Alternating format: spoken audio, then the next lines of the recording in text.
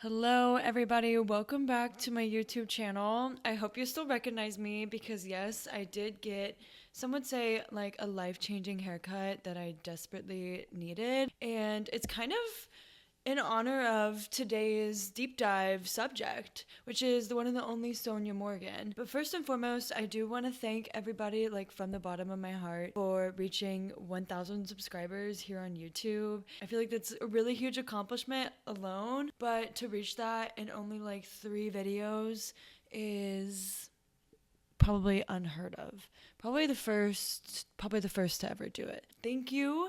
And I feel like I've said, this is the start of something really, really exciting. I can feel it.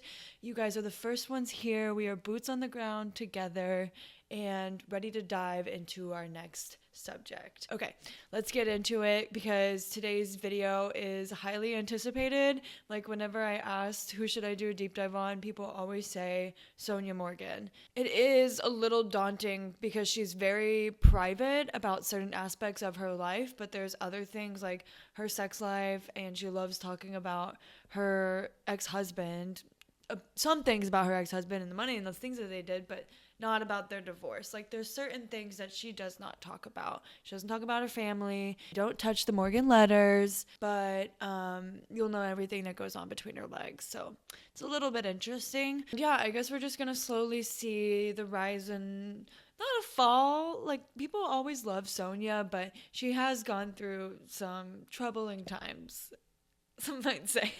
A lot of these are things that I've talked about on my TikTok, so make sure that you follow me on there. My name on there is also saltbitch34. And then I also have a podcast.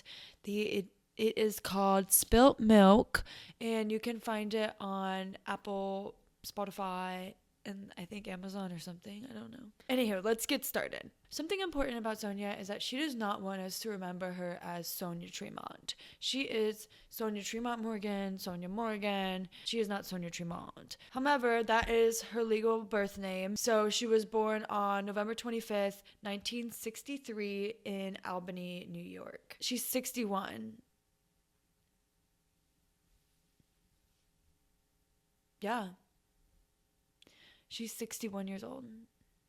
It's kind of crazy. Okay, wait, I need to look up her zodiac. Sagittarius. That explains her substance abuse.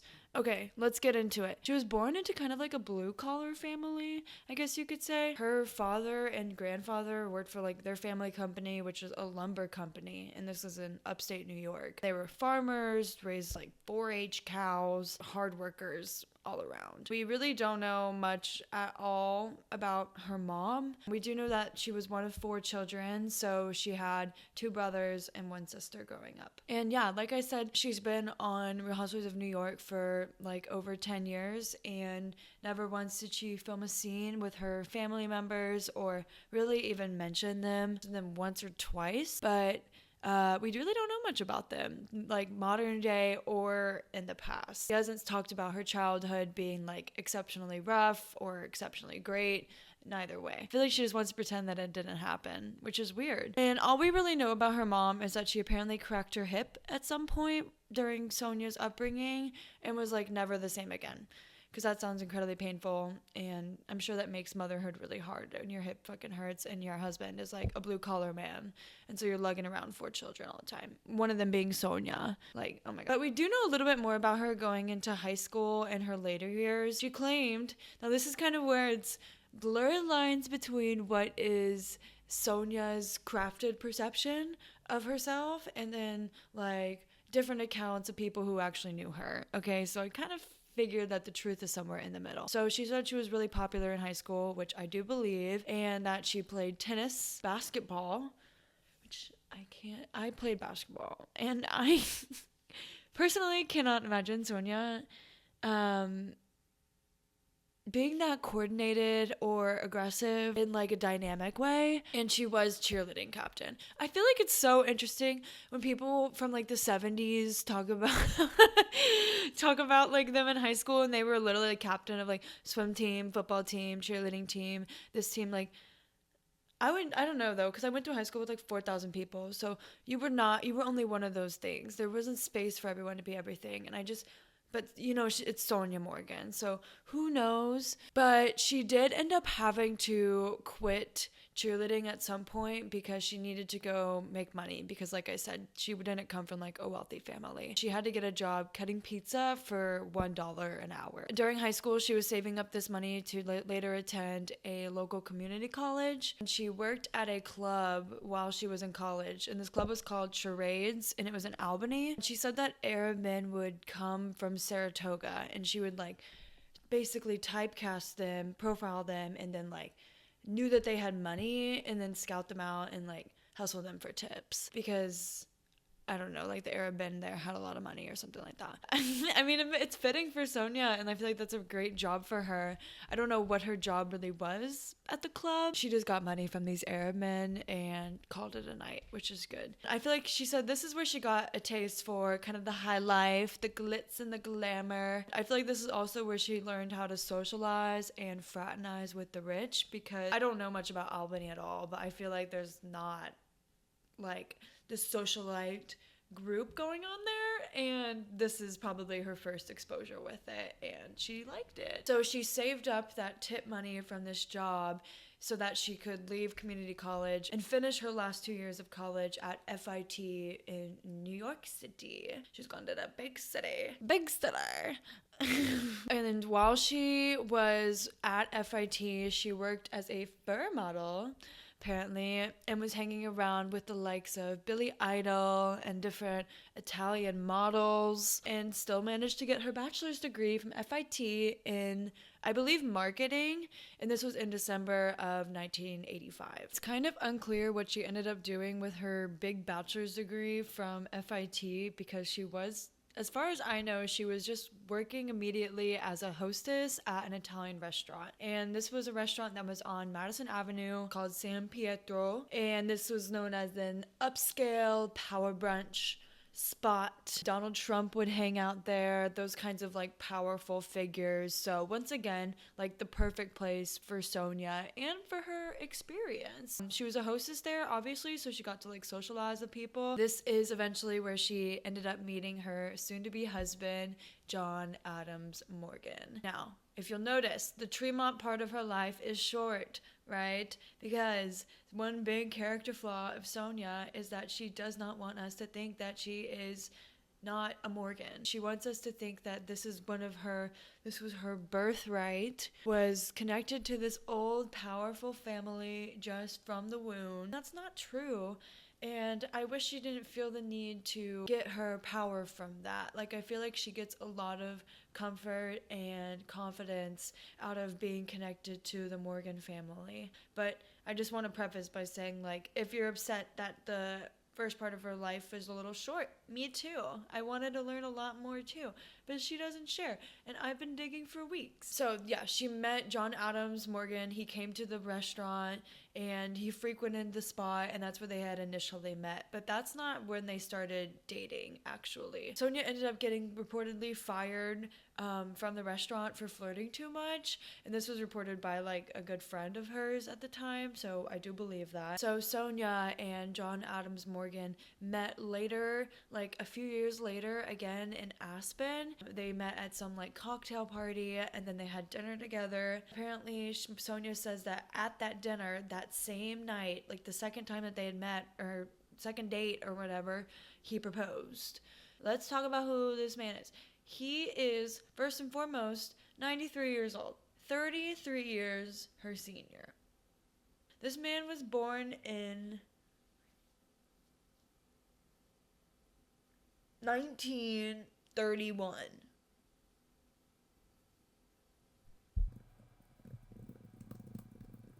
This man was born in 1930. World War veteran right here is what he could have been. That is crazy. His daughter that he has with Sonja is my age. She's like 23. And her dad is 90. And I thought, no offense, but I thought my parents were old. And they're like 65. That's insane. Okay, so there's that dynamic, which is very interesting.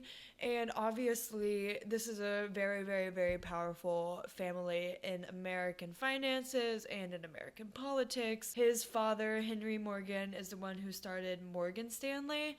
And then his grandfather, Piermont Morgan, is the one who founded JP Morgan, the like capital banking company thing. He's the direct descendant of two US presidents, John Adams and John Quincy Adams. A big deal, right? And for a little girl from Albany who's just trying to make it in the world, and all she knows is that she likes money and she likes to be around people with money. I'm sure John Adams Morgan was like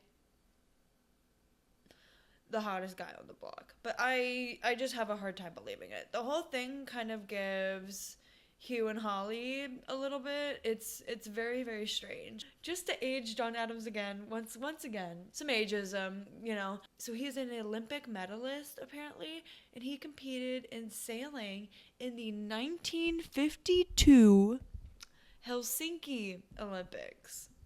Haven't heard of those. Didn't know about the Helsinki one. And I know sailing is like a rich people sport. Like, who was sailing in 1952? Really hits the nail on the head when you think about, like, he won a gold medal, like, 10 years before Sonja was even born. Weird. Isn't that weird? He had also already been married 3 times prior to his engagement to Sonja. So he was going on to his 4th marriage. And yeah, I honestly didn't know about them meeting at like a restaurant and then later meeting up in Aspen, but hearing about it, it's like, that makes sense. And honestly, I just feel like I need to start hanging out at rich people places. Like, even if I can't afford to really kind of be there, I feel like I can fake it. And in Aspen, I mean, I'm a really advanced, like an elite skier.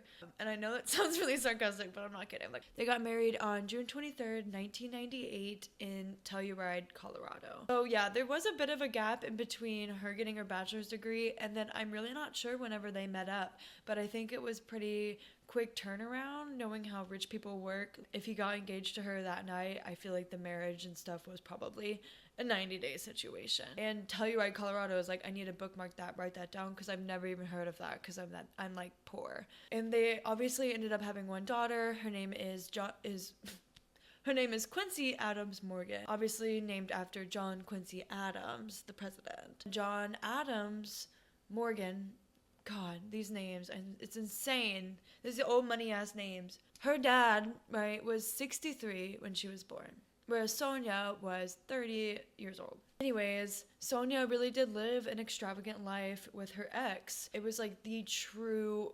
0.0001%. Like the upper echelon of the upper echelon. It's a different tier, and honestly one that we probably can't even wrap our heads around. They don't waste their time on below deck. They have their own fucking yachts that they own several in different ports around the world. This man owned islands. They don't wear logos. It's just...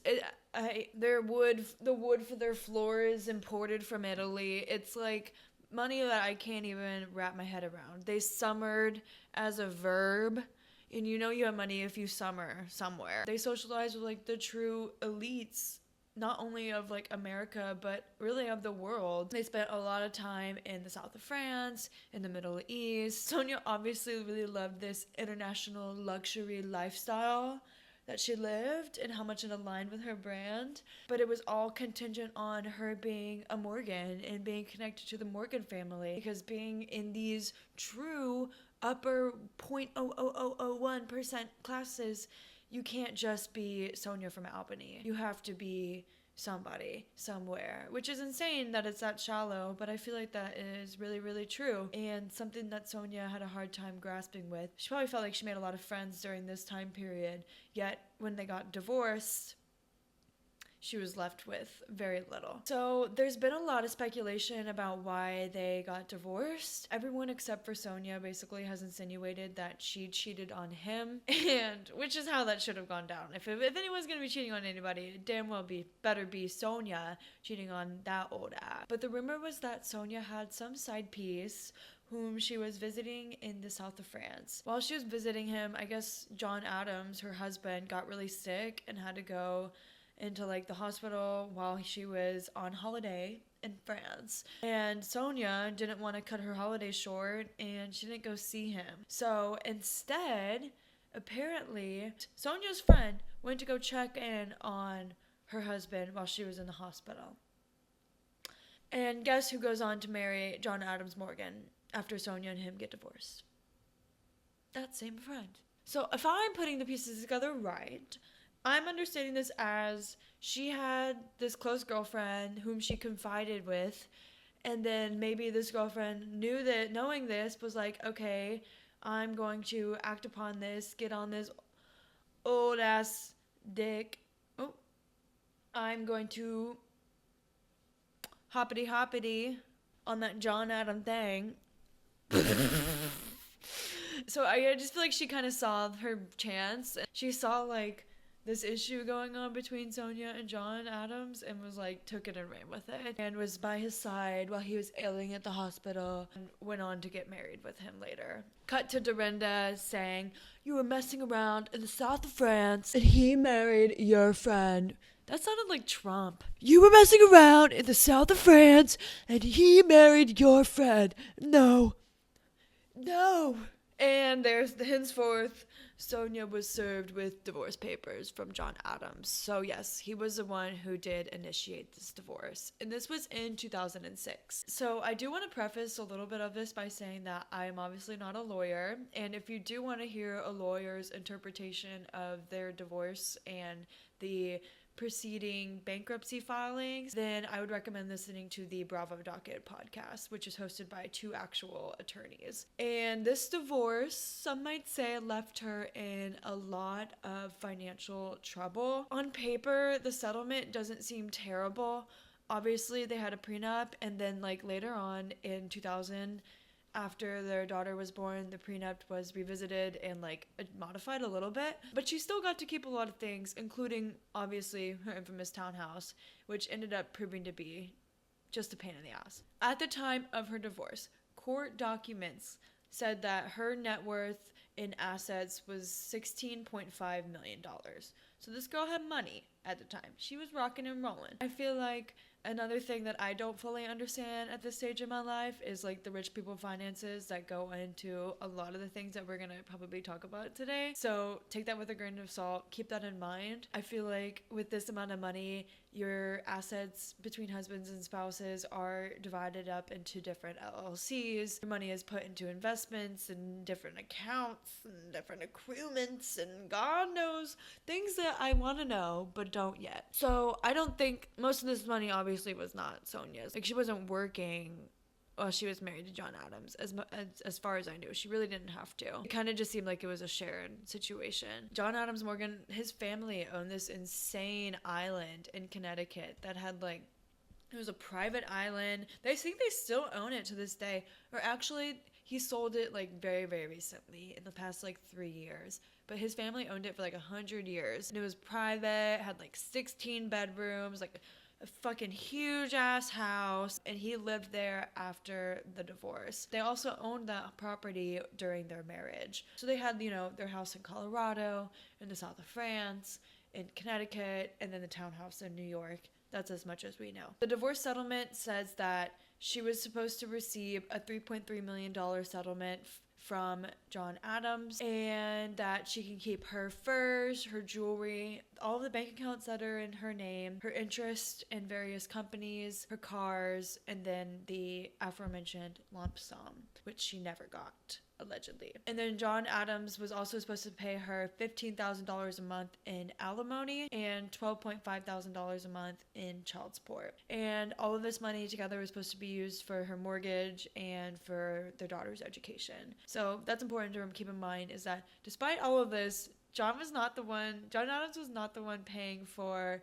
Sorry, I don't know why it feels weird to call him John. Like, I feel like he's like, I should respect him and call him John Adams. He did not pay for Quincy's boarding school. Like, I read that multiple times when I was researching for this, is that he was paying her that alimony and child support with the intention that it was going towards boarding school for Quincy, which those things, like, I don't even know. $30,000 a month, probably. I don't know how she managed to afford all of it. Sonja really never got into the finances that involved like her daughter. She kind of kept her daughter out of it. And frankly, never talked poorly about her ex-husband either. So I don't think she would have ever said on camera like, he didn't pay me this, he didn't pay me that, he screwed me over in the divorce. Because in the back of her delusional mind, she always wants to be a Morgan. And I think she knows that by talking about him publicly, that would be putting like the nail on the hammer. And it's also not like in the best interest of her child to do that. So John Adam got to keep from the divorce his cars, interest, all of his companies, including major hedge funds and financial institutions. Obviously, his prenup was like ironclad. And he got to keep, obviously, all of his bank accounts, because you're not taking JP Morgan's grandson's bank account, Sonja. Like, honestly, this had to be the most intimidating prenup to have walked into. He kept his jewelry, furniture, artwork, antiques, and his giant island in Bonneville, Connecticut. And frankly, before this, I did not know that they had islands in Connecticut. This was brand new information for me. And once again, just another example of old money that is just out of my realm. They had this house that they shared together in the south of France in this commune called Ramatu. I don't think I'm saying that right at all, but I believe as part of the divorce, she had to sell it for $5.7 million. And there was a bit of a discrepancy between the two of them, which is why the property had to be sold, I believe. The court documents say that the chateau was gifted to Sonja by John Adams Morgan, and Sonja owned 99% of the property. But John Adams was like disputing that and saying that he owned it because he gave it to her, but that's not how that works. But she still needed the money after the divorce in order to keep up with her mortgage going forward. So she ended up selling the property. That's my understanding of it. So obviously after the divorce, Sonja was left with this huge mortgage for this giant townhouse in the Upper East Side of Manhattan that's literally 5 stories tall, and she doesn't have any income, no nothing, and obviously she has to immediately refinance it. The biggest issue about the townhouse, which we're gonna get into like the whole timeline of it, so don't worry, it's like the reverse Chateau Charest. Chateau Charest could never come into fruition, but the Tremont townhouse cannot be gotten rid of. It needs to go. It is such baggage, and in my opinion, it's like a real barometer of Sonja's well-being. Is like, how's the townhouse doing? Is it on the market? Is it in good condition? Who's living there? How many interns does she have piled up in there? And yeah, in my opinion, she definitely got kind of fucked over. On paper, it doesn't look terrible if she had actually gotten what she was supposed to get, her settlement, her alimony, and her child support. But it was reported that she didn't actually ever get those things, which is really interesting that she never complained about it on television. I think it's a good point to bring up that he is 93 years old, so I don't think he is managing his finances anymore, and I don't think he has for a while. There's probably some misunderstandings that have been happening there. And all I'm saying is next time, if God forbid, I mean, knowing Sonja, but if she's in another legal situation, legal battle, I say we crowdfund as a community to get her a good attorney. I'm tired of seeing her getting fucked over. Like, this is just the beginning of a terrible decade of legal battles for Sonja. Let's get into the huge lawsuit that honestly almost took Sonja down for good. We were worried for a second there. So this is Sonja Productions versus Hannibal Pictures. And I know I've talked about this on my TikTok before, but I do think that this is really important to revisit because Sonja did have a little bit of a comeback, and this was kind of like beating a person while they were down, because Sonja never financially really recovered from her divorce, mainly because of the townhouse, in my opinion. Having this layered on top of it, all of the attorney fees and everything, and then just the mind fuck of it all, I can't imagine what it did to her brain. This all had actually started before she had gotten divorced from John Adams Morgan. So before she had gotten divorced, she had agreed to finance this movie that was going to be called Fast Flash to Bang Time. I've said that it sounds like sci-fi pornography, but I don't usually watch that category, so I'm not really sure.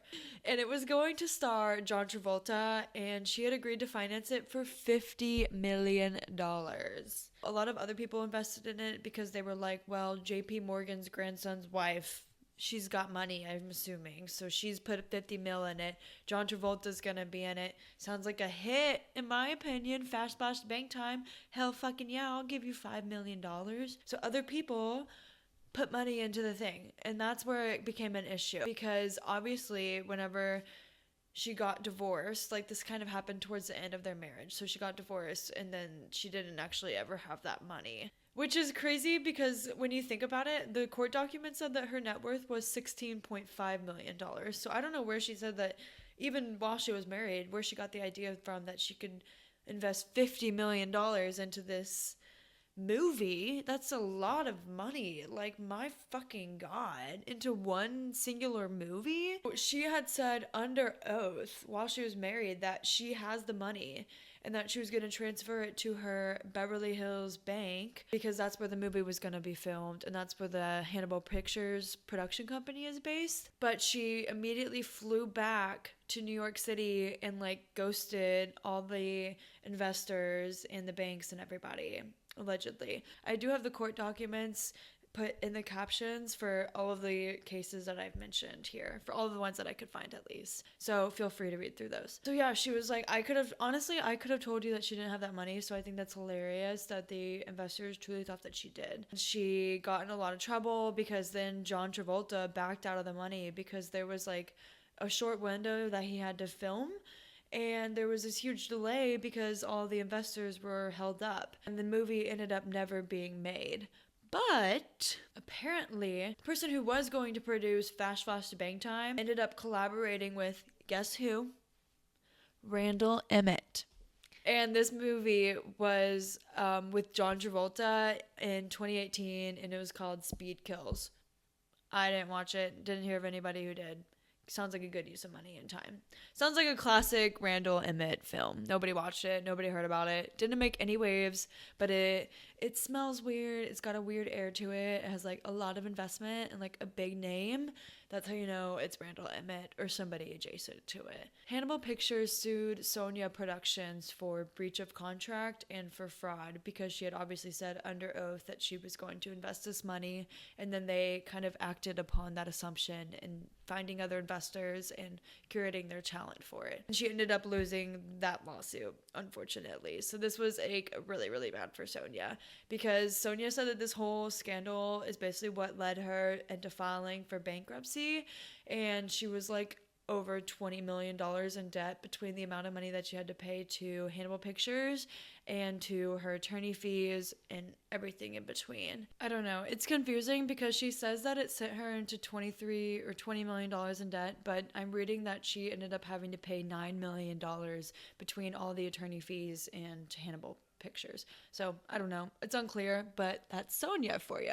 Fast forward to 2010. It's Memorial Day weekend. And Sonja was arrested in the Southamptons for a DUI. She failed to stop at a stop sign and she was pulled over at 2:15 in the morning, and she failed all of their field sobriety tests, and then she refused to take their breathalyzer, so they took her to the local police. And I couldn't find out what happened. I'm assuming that she just got a little like Shanabador, Probo, and a little fine and whatnot, but yeah. Another Bravo star with the DUI. What do you know? Third one I'm reporting on here, which is kind of crazy. And meanwhile, in the midst of financial struggle and DUIs, John Adams Morgan gets remarried in 2010, making this his fifth marriage. And yes, this was to Sonja's old friend, ex-friend, I don't really know. So basically, right after Sonja's DUI is when she debuted on the Real Housewives of New York, which is true Real Housewives of New York fashion. This was season 3, episode 7. Episode was titled New Girl, Old Money. Already starting to build Sonja's favorite narrative that she is old money, which is so misleading, and I love it. And Luann has said herself that she and producers wanted to have Sonja on like from season 1, from the jump. But with Sonja's like divorce, her financial struggles, and the fact that her daughter was still like under 5, she felt like it wasn't good timing and wanted to wait until things were like settled out a little bit. I feel like from the jump you kind of get a good idea of Sonja, but in the beginning seasons, like she's a little more mellow, a little more subtle, a little more calm, and very much still keeping up with this socialite shtick. And she's a lot less of this drunk, chaotic person that we kind of see more nowadays. It's very interesting to watch the difference between, like, especially her old confessionals and her new ones. She was always kind of chaotic around her house and stuff like that, but the confessionals for me are really what it was like. Oh my god. I don't know if it's a symptom of too much TV, too much attention, too much enablism, too much alcohol. I have no idea, but it's very interesting. And I would say some adjectives that describe Sonja would be like, she's kind of idealistic in her own world. The world that she lives in is not exactly the one that other people live in. There's kind of a discrepancy between the two, and she blames that often on her Pisces moon, which I understand because I'm a triple Pisces. So I have a Pisces moon, and it does lead me to some delusional thoughts, especially when it comes to having an idea. Like, I have to tell myself I have to wait. Don't run and tell everybody. Don't try to just do it all from the ground up. Like, just give it a second, sit on it for a week, see if you still want to do it, and then circle back to it. And I don't feel like Sonja does that, and she needs to do that from one Pisces moon to another. Honestly, everybody could use that advice, but especially those who are a little more idealistic, out of this world. In the beginning, although I say that she came off as calm, I'd say her life was always very, like, disorganized, but in, like, kind of a chic way. I could tell that she was well-traveled, well-versed. She had been around the block a little bit, and that she wasn't easily, like, schmoozed by people who were just, like, showing off their name brands. And that's kind of refreshing, especially nowadays on Housewives. She had a lot of weird quirks. Some of the weird things that she did, like, were kind of chic. Like, she washed her panties in her bidet. Like, some people, if you wash them in the sink, that's a little not chic. But in the bidet, it's like, all right, you have a bidet. And then she had a funeral for her dog, Milou, and that was very iconic, and that's something that rich people do, I feel like. And she was also always surrounded by these underage and underpaid interns who were, like, in college. And she claimed that she would, like, coordinate with the universities to give them college credit, but I know that's a lot of administrative work, and I really highly doubt that Sonja did that. Yeah, she never filmed scenes with family members. It was always with these, like, interns. Her daughter has never been on camera. Her ex-husband has never been on camera. So I feel like she didn't really have many people to film with. And she said that she had the interns prior to being on Housewives. It kind of felt natural, I guess, to be filming with them. And one of her interns did a podcast interview with Behind the Velvet Rope after her NDA expired, because apparently they have to sign NDAs to be a Sonja Morgan intern. She said that she got the job because she was a huge fan of Housewives and that she responded to Sonja on Twitter. Who knew it was that easy? I was unemployed for like 6 months. Didn't know it was that easy. Would have just been an intern for Sonja. Even though I already graduated from college. It's better than nothing. And she said that she did a phone interview with Sonja. Sonja only asked her 2 questions, one of them being what is her horoscope and what college she attends. So she did said that there wasn't any, like, formal verification to this process. And within days, this girl was a 24/7 live-in intern at Sonja's infamous townhouse, which is insane because this girl was literally, like, 21, still going to college, like, still attending school and classes, but, like, in between classes was going back to Upper East Side. It honestly makes me jealous. So some interesting things that the intern said in the interview was that all of the interns had to call Sonja Lady Morgan. Once again, this narrative, drop it, please, win. They said that they would start their day apparently at 6 in the morning with making Sonja oatmeal and running her a warm bath, because she's a sensory queen like that, and I already knew this, but I am shocked that she started her day at 6 in the morning. They said that their job mainly included, like, regular kind of housekeeper, general manager things, like they'd take out the trash, run errands, answer her emails. She said that she got paid $200 a week. So this intern did say that she got paid, which I thought was interesting, because I thought that most of them didn't get paid. So she got $200 a week, which is absolutely nothing and totally not legal, but she did get to live there for free. So maybe that is like a loophole. I don't really know how it works, and that's truly not my problem. And the intern confirmed that Sonja's closest friends were her staff, including the interns, and that she really didn't have a lot of contact with the other housewives, especially when they weren't filming. She said that Dorinda was the only one who ever like visited the townhouse, at least like while this girl was working there. And I believe she worked there for a year. She only ever texted with Ramona or like talked to her on the phone.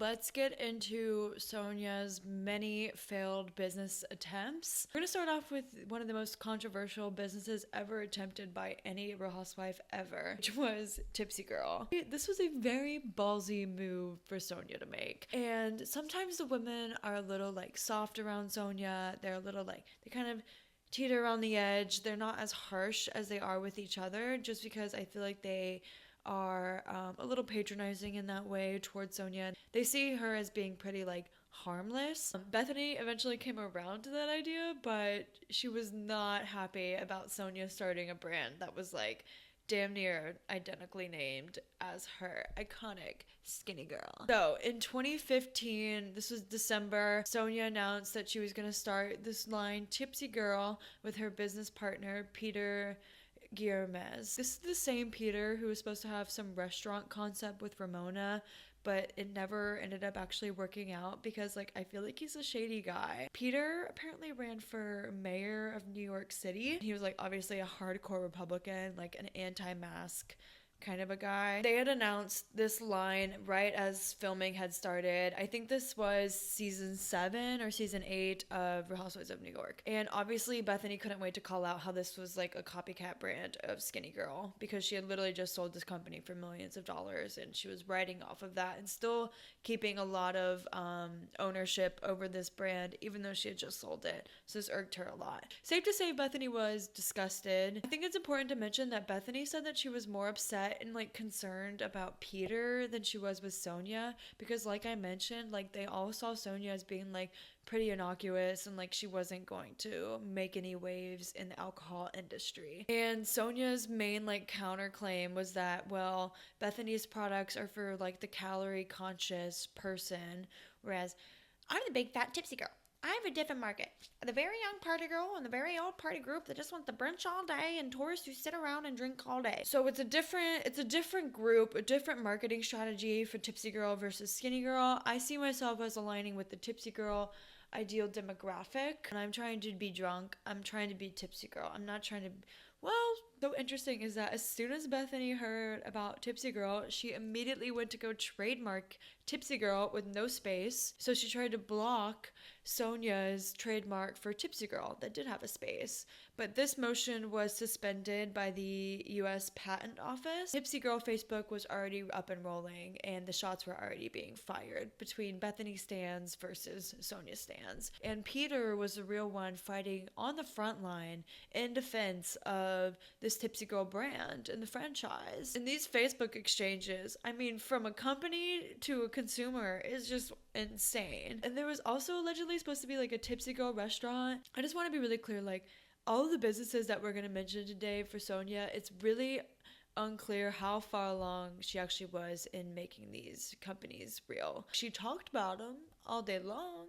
She had partners, she had meetings, she had logos, brands, and vision boards. But investors, I don't know, and like actual products, also very rare for Sonja. That's where it really came down to that was the hardest part for Sonja, is the idea part she loved. She was really good at it. But when it came to actually presenting a product and for something for people to buy, she kind of fell a little short there a few times. And it's really confusing because this like Tipsy Girl restaurant, like I think there were 2 locations. One was in Hartford, Connecticut, and another one in Greenwich Village. Am I saying that right? They actually did have a rented space and even a branded awning, which is really impressive for Sonja to have a branded awning. Because like I said, very few physical products ever came into fruition for her. And it was reported that they were supposed to open summer of 2016, but the New York State State Liquor Authority denied their liquor license in 2016, probably because their name and business plan was drawn on a napkin. So they could not go forth with the restaurant, and they literally could only sell like merch, like women's mesh shorts, for a full year. They were accused of also copying another liquor line called Moe with like their imagery. I hate to be redundant because I know I've talked about this on my Twitter, but I can't go forward without mentioning Sonja had her intern email Gloria Aldridge, because there was like a lot of back and forth between Sonja and the media with all this Tipsy Girl stuff. Like Bethany was going straight to the media with a lot of her claims about Sonja. So Sonja was trying to like play defense here, had her unpaid intern send emails to Gloria Allred, a very famous defamation lawyer, because Sonja apparently wanted to sue Bethany for defamation, and it was gonna be like a personal lawsuit, so it wasn't gonna be a Tipsy Girl thing. It was like a very personal situation. I just want to mention, like, if you're like an intern, if you find yourself working for a Sonja Morgan type person ever in any role, and they say, hey, who's that famous attorney who did that big case, like, you need to email them and tell them we like, you say, okay, I'll do that, and then you don't do it. You don't do it. You write it up in a Word document, pretend to do it, send it to the wrong email, do what you have to do, don't do it. This is embarrassing for her, because why am I reading this? And then at some point after filming and after the reunion of that season, Bethany basically told the Daily Mail, like, oh, I'm not worried about it. It's fine. Sonja's used this platform for so many years. She's had so many chances. It's fine. I'm like, okay, well, Sonja went through all this trouble. You got her boots all riled up, got her panties all in a twist, all for nothing. And yeah, so they started filming the next season in 2017, and Sonja had a pop-up for her Prosecco. And Bethany actually attended and drank the Prosecco, which was like kind of a major deal. It's kind of unclear what happened after the pop-up. The whole thing really never went into stores, and I don't think anyone was ever able to actually buy bottles of the Tipsy Girl Prosecco or any of the Tipsy Girl liquor. I feel pretty confident that Peter's grimy little hands had something to do with it, but I'm not really sure. And if you look at the Tipsy Girl restaurant, it's still registered on Google Maps, but it says now that it is a chicken wing shop. Sonja also had her ready-to-wear line, which was called Sonja Morgan New York. It was originally called Sonja by Sonja Morgan. I think that was what the original idea was for it. The first time it was mentioned was in season 7, and she actually took the ladies to her runway show, and at this time she had sold clothes online and at like very few retail stores in New York City. And then when she was going through all of these major like financial troubles, and like she was in the middle of her chapter 11, she couldn't manufacture any products. I'm assuming that had something to do with like her bankruptcy. But in 2018, post bankruptcy, she rebranded it to Sonja Morgan New York. In 2019, she got it into Century 21 department stores.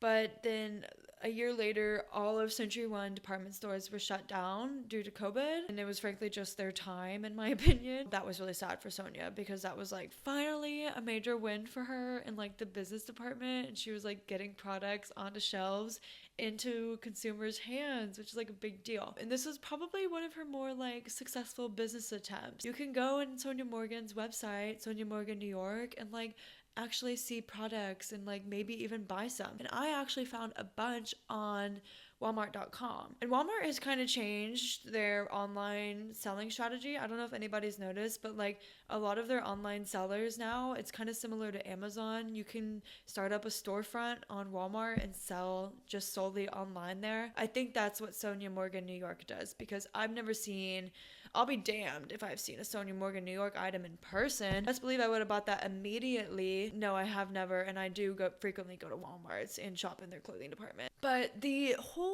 clothing line, to this day, I'm like, I don't think she has seen it recently. Like, I don't think she knows what's going on over there, because it's a little jarring. It's like all over the place. There's no cohesive brand, and I feel like the original idea for this fashion line, like Sonja by Sonja Morgan, was that it's, you know, chic, timeless apparel.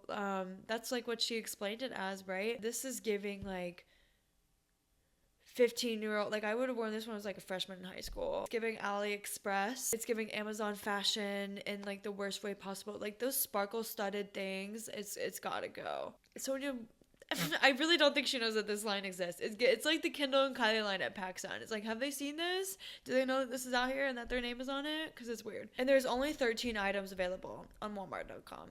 So it's like you can get it, but not that much. And who knows where those items are even coming from, because people on Reddit have actually reverse image searched some of her clothing items and ended up finding them on AliExpress. So that's very interesting. But I think a lot of times when it comes to these like boutique stores, they all buy them from different like sourcers and like wholesalers or whatever. So somebody could be wholesaling it, the same item on AliExpress. Not that she stole the item or is like drop shipping it or whatever. And I think it's also really interesting, like I said, it's not consistent, like because their fashion, like it's $40 for this ugly shirt. Like in my opinion, that's way too expensive for that top. But regardless, I guess it's like not that bad. But why are the shoes then on your website $250 when your tops and dresses are like $80? Like that doesn't make any sense to me. And I think the only thing on her current website right now are those little like shoes. So okay, and then lastly we have the very infamous Sonja Morgan toaster oven. Now in season 5, this was 2012, Sonja Morgan announced that she was going to be pursuing a toaster oven alongside a toaster oven cookbook. Now it didn't really make sense initially to a lot of people, but to me it makes sense. It's quirky, it's lazy, it's an easy money grab, and that's all things Sonja loves. You can sell a toaster oven like $100. It's a pretty high profit margin compared to like just a t-shirt or a candle, which is what like a lot of other housewives go for, in my opinion. Toaster oven was pretty eventful, and like, hey, we're all still talking about this toaster oven 10-12 years later, so obviously it's left something to be thought about. Sonja said that an investor dropped out last minute, which was why it never was available for purchase. It's literally so frustrating because now after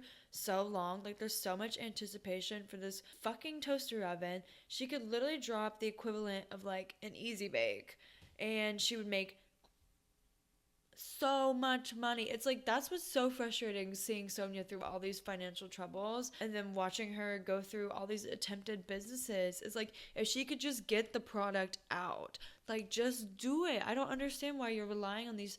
The investors that she brings in are never like reliable people because they're just like more Sonja and they don't actually have as much money as they say they do. And it really inhibits her business-wise because she wants to see herself as this financial like businesswoman, this entrepreneur, but she couldn't even get out of the toaster oven. It's so interesting, like her choice of her approach to setting up a business, because like she had a whole photo shoot for it, she did a whole press release for it, she had all of her media done for it, but didn't have her investors lined up, wasn't ready for any of it to be manufactured, didn't have the prototypes. But you did the photo shoots. And that's where it's like, all right, Pisces, you gotta calm down. Let's not get ahead of ourselves here. Let's take it back a few notches. And I certainly resonate with that. In 2016, she said in a Forbes interview, she said that the toaster oven is always in the works, which I'm sure it is, and that she was collaborating with a professor at FIT on the toaster oven logo. But it's like, again, it's a logo, like the logo is fine, do whatever you got to do for the logo, make it in Canva if you have to, like that can be changed. Figure out the prototype, get the product in their hands, let's go. I should not be the one telling you this. If I'm the one telling you this, like you're in trouble, you're in major trouble. If you learned anything on this channel besides Bravo facts, I'm kind of wise, but still, it's bad. And then, okay, let's do a little honorable mention of a few other things that we don't even know enough about for me to talk about, but she's mentioned, like, in passing. So she claimed that she had ownership in some Nigerian football team. I couldn't even find a gossip blog about it or, like, a Reddit post about it, so who fucking knows? There was a perfume line, allegedly, with some royal Saudi family. There was Sonja in the City, which was her international lifestyle brand, which I think is, like, her umbrella for her other companies, and then Sonja Sangria. And let's get into all of the house drama with that being said. Originally, she had purchased the townhouse with her ex-husband back in 1998 for $9.1 million. That is really, really, really, really expensive, especially for the 90s. It is 4,600 square feet, 5 bedrooms, and 5.5 bathrooms. There's a terrace, like a garden thing. It's really, really nice on the inside. Somewhat. it's got good bones. I like it. I like the character and the charm of the townhouse, but it's not everybody's taste. Another major deficit is that it is located next to a huge parking garage that it literally like shares a wall with. And apparently that parking garage has been there like since the townhouse was erected, or since they bought it at least. In 2008, after the divorce and her DUI, but before she was on Housewives of New York, this is the first time she tried to list the house, and she tried to list it for a very hopeful $12 million. And obviously she couldn't find a seller and just had to continue to drop it and relist it for God knows how many times. And at this point, she had joined Housewives of New York in 2010, so she just kind of took the house off of the market for a while, so that way she could focus on her bankruptcy case that was going on. Because apparently the Hannibal Pictures lawsuit was going on at the same time, or kind of right after the divorce proceedings. And back in 2013, she relisted the home again, this time for $9.95 million. And then it had to just keep doing the same pattern of dropping and relisting. And then next thing you know, in 2016, Luann moves in Roni season 8. So it was lots of sex, drugs, rock and roll, typical Sonja and Luann shenanigans. But it was really, really scary to watch because honestly, these two enable each other so much when it comes to like drinking and like going out and partying, like just frankly not being adults. Like they just don't seem like really functioning people. It was just chaotic time, like not sober thinking at all, because this was also during Luann's Tom era, and the only reason why Luann ended up moving out of the townhouse was because she got engaged to Tom and moved in with him. I hate that era of her. I hate that time. Okay, and then after Luann's era in the townhouse, Tinsley Mortimer moved in. She's another old money girl, and she had returned to the New York City social scene and kind of needed to get her shit together. So Sonja had agreed to kind of take her under her wing and reintroduce her to the world. But Sonja was honestly a huge bitch to Tinsley during this time. It was really weird and honestly uncharacteristic of Sonja, because I don't see Sonja as being like the catty, bitchy housewife that we see a lot of times. Like, she's honestly really, really nice. She's a sweet girl. But around Tinsley, she was very, very like, I think she kind of projected a lot of things onto her. It was very, very weird, and she was very protective over the townhouse, much more than she was with Luann. Like, Tinsley wasn't allowed to use her assistants, her staff, or like things like that. I also don't think the townhouse was very well taken care of at this point. If it's bad, it's really bad. She's like burrowed up in it. She's layers upon layers in that canopy bed with just shit all around it, plates everywhere, interns sprawled around her. It's bad. And like, if you remember, there's that one scene where Tinsley was like asking Sonja why the ice in the freezer was brown. Like, why? You're listing this house for $9 to $12 million, and you have brown ice. You got brown ice? No, there better be a well with a man bringing it to me every time I go to fucking pump the sink if I'm paying $12 million for that house. Like, come on now. So obviously, she's had a bad time with trying to sell it. So she was like, let me pivot a little bit in 2018, and she tried to rent it out. So she started renting it out for $32,000 a month, because at this time she had still apparently owed her bankruptcy attorneys like $350,000. And this was almost like 7-8 years after that whole case was done with. So she owed them a lot of money, and I think she was only making like $400K, $500K per season. So it's not like she could spend every dime of that paying back those attorneys when she isn't even getting her alimony from her ex-husband, who has millions upon millions. So as she was like renting it out, she's like, I guess I need to move out of here, whatever. And she moved into a rental apartment in Columbus Circle. And I think this was a really good idea for Sonja. This was like, okay, we're good. Like, I honestly feel like I took a deep breath when I saw that she was living in a rental apartment and no longer in that townhouse, because I feel like the townhouse is one of the things that she holds on to from her old marriage. Like, it's one of the last tangible objects that she has from her past life. And I feel a lot of freedom seeing her get away from that, but it's unfortunate that she doesn't feel the same way because she keeps moving in and out, blah, blah, blah, blah. At one point, she even listed the house with like all of these staff, like all the butlers, the staff, whatever. Even that didn't work. And I feel like it's really interesting because if you think about it, if you bought a house in the 90s for $9 million, in 2020, it would be worth like 15, 10, like more, a lot more, because real estate, real estate, but not Sonja's house, because that's just how things work for Sonja. And I don't think that she takes care of things. She's too disorganized, too absent-minded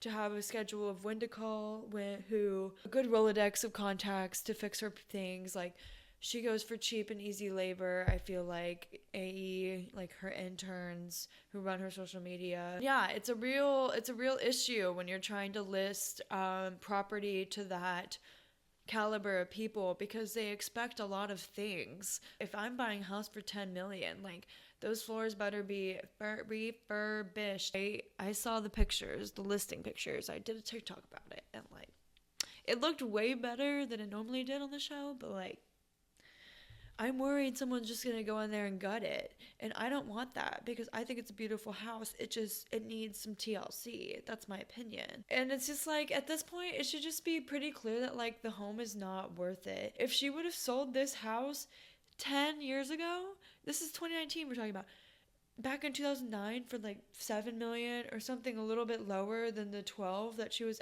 asking for, she would have saved herself so much money in the mortgage that she's been having to pay every single month, in my opinion. But here she is 10 years later, still asking for $11 million for a house that shares a wall with a parking garage. It doesn't make any fucking sense. So in 2020, she lost her renters for her townhouse due to the pandemic, so she had to move back in because obviously she couldn't afford the rent for her apartment as well as the mortgage for her townhouse. During this time, I believe is when she was filming Crappy Lake, like right around then. And then I believe while she was gone, she had her home renovated because she intended on relisting it. So after renovating it, she tried to list it again several times in the past like recent years. And then in the spring of 2024, like literally a few months ago, it was announced that her house was going to be going to an online auction. And apparently at auctions, people bid very low because a lot of these properties that go to auction, they need like a lot of construction, or they go to people who like to renovate, I guess. I don't know. The townhouse obviously needs a lot of help,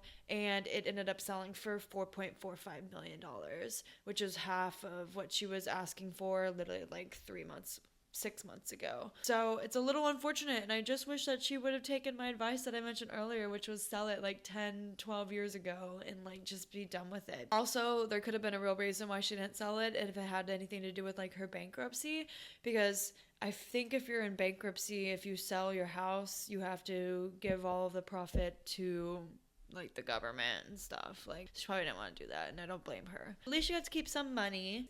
And I do want to mention that I posted a TikTok whenever Sonja put her house up for sale again back in October of 2023. I was going through like all of the pictures on Zillow. Sonja saw that video like 6 months later, like in March, and she DM'd me personally on TikTok and offered for me to live there for like $3,000 a month or something like that. 4,000, something's really special. Like, she gave me a special personal discount. So I was like, and I don't have my hair cut like Sonja.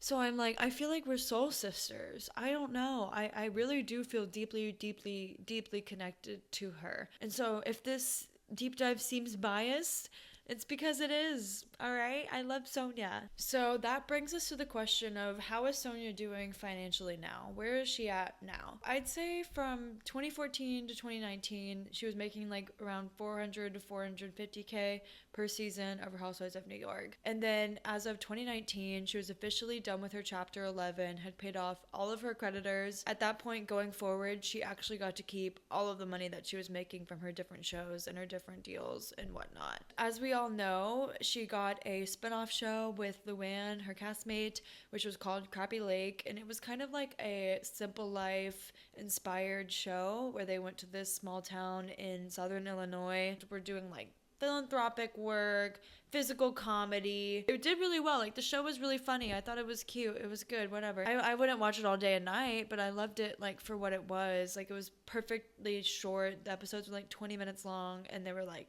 10 of them. But the show couldn't get renewed for a second season, allegedly, because like Sonja was drinking a lot during the filming of that show. And I mean, you could see it. Luann, her counterpart, was sober, so like seeing the contrast between the two of them, it was a little bit more obvious. On the 15-year Watch What Happens Live reunion that happened recently, Sonja was a featured person on that episode. Like, she was on like the couch alongside like Portia, Jeff Lewis, and like other fucking people. I don't know. Apparently at this 15-year reunion, she was like wasted, like so drunk. You could totally tell on the show she was shouting over people, like completely belligerent. Drunk Sonja. According to Jeff Lewis, who does have a tendency to exaggerate, but I do believe him on this, he confirmed that she was belligerent the whole time and that like they were constantly having to refill her drinks and she was being like really angry about it. Then at one point they gave her like a mocktail and then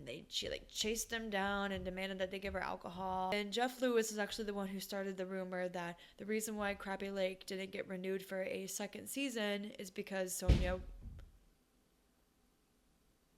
I'm sorry, my upstairs neighbors are doing marching band practice in their fucking living room. Sorry, they don't have any decor. Jeff Lewis was the one who started the rumor that season 2 of Crappy Lake was not renewed because Sonja was drinking too much. So it's like she did get a lot of money, I'm sure, from that spinoff, and like she's been on I feel like she's been on a few Ultimate Girls trips, and like she gets a lot of money from Cameo, I feel like, if she keeps up with them. Brand deals, I'm sure. But it's a little unclear what her steady income is, but I don't think Sonja is someone who relies on, like, steady forms of income, because for the past, like, 20 so years, her lifestyle is always just kind of paycheck by paycheck, but they're big paychecks because they're like gigs and stuff like that. I'd say that her townhouse being listed for auction online is not really a good sign that she's doing amazing financially. I think she got a lot of money from that deal. She just walked away with like $4.5 million now, so she's probably doing a lot better. But I also read, I think on Reddit, that she was selling her clothes recently at another place that auctions clothes. It's some online store called Everything But the House. So it's like an eBay, but for like really nice clothes and like vintage furniture and stuff like that. It's really interesting. But like, literally, why is all of your stuff going to auction? It's a little concerning, because I don't feel like that's a good sign for your financial health. I guess she is currently touring, so that is stable income. She's doing Sonja in Your City instead of Sonja in the City, and this is like kind of I guess it's comedy, cabaret, cabaret-esque. I don't know. Drunk woman on stage. That's all I could tell you. It honestly makes me sad seeing there's no like triumphant arch really for Sonja, at least yet. I always want the best for her, but it feels like the character that we've come to love past few years, she's almost made it into like a caricature and has become that to like the 10th degree. So her chaoticness, blah blah blah, it was a little more buttoned up in the first few seasons that she was on, and now it's like a liability. Like I said, the women treat her differently because of it, which is like a real sign. If Ramona is telling you that, like, it's bad. Okay, we're gonna end that there. I hope that you guys enjoyed this video, this whole deep dive. I really love Sonja, so I really enjoyed learning a lot more about her. But girl, I need her to be for real and share some more honest details about her life before meeting John Adam. I have a feeling like Bravo isn't quite ready to cut the cord with Sonja, despite them not doing a second season of Crappy Lake. Sounds like it wasn't really like up to Bravo. Like, I still feel like they want to keep Sonja employed. They still want to exploit her despite her alcoholism. They're going to be a little more judicious with it going forward, I'm sure, and probably not going to put her in situations where she's going to be like drinking a lot, especially next to somebody who's sober, because it's very obvious. So make sure you guys follow me here. Make sure you follow me on TikTok. I have a lot of people who watch my videos here on YouTube and don't subscribe, so I think that's really shady and you should change that. I also have a podcast called Spilt Milk, as I mentioned. You can find it anywhere that you listen to your podcast, and I'd love to know who you guys want me to do a deep dive on next, or if you guys want to see any other kinds of videos. I have a few ideas, but I'm also open to hearing from you all.